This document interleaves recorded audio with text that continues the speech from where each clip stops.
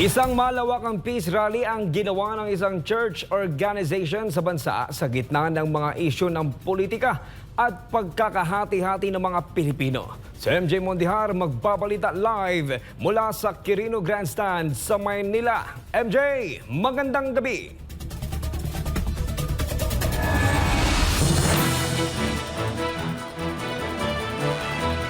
Kyle, magandang gabi mula dito sa Quirino Grandstand. Katatapos nga lang ng malaking event na ito na isang malaking church organization sa Pilipinas, dala ang panawagan sa pamahalaan.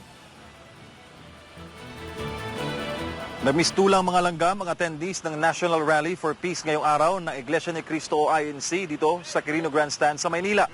13 mga lugar sa buong Pilipinas ang aktibidad na ito ng INC.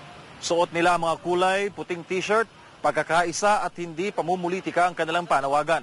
Ang show of force na ito ng INC ay nangyari matapos magkawatak-watak ang unit team ni Pangulong Bongbong Marcos at VP Sara Duterte. Pinakalayunin ng pagkilos na ito ayon kay Sagip Representative Rodante Marcoleta na isa kasapi ng INC na katawanin ang damdamin ng milyong-milyong Pilipino para sa isang mapayapa at nagkakaisang Pilipinas. Kabilang sa pinaaksyonan ng pagkilos ang paglutas sa lumalalang kahirapan na pinalubhapan ng katiwalian at korupsyon, kalamidad, kriminalidad, bangayang pampolitika at iba pa. Napakabigat po na hinaharap na hamon at problema ng ating bansa. Hindi po biro-biro ito. Ito po ay pananagutan po ng ating mga opisyalis. Hindi po pwedeng talikuran ito. Ganito na po kalala ang problemang pang-ekonomiya ng ating bansa.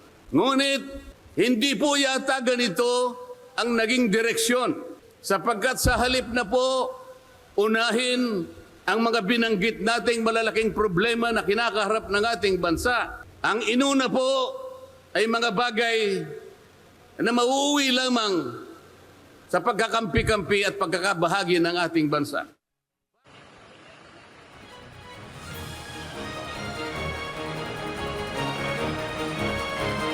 Tutol din ng INC sa isinusulong na impeachment laban kay Vice President Sara Duterte.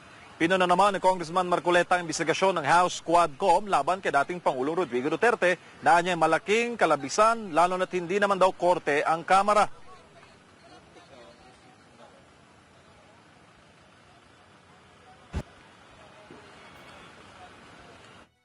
Let us demand what is due to our people. Ng INC sa isinusulong na impeachment laban kay VP Sara Duterte.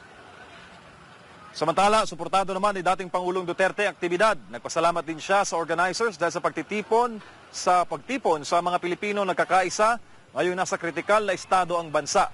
Mensahe naman na dating presidente sa taong bayan.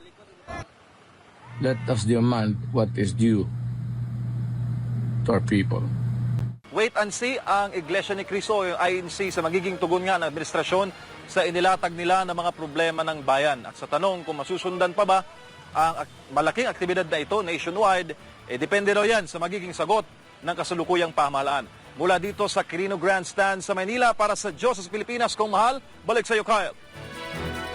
Salamat, MJ Mondihar, live mula dyan sa Maynila.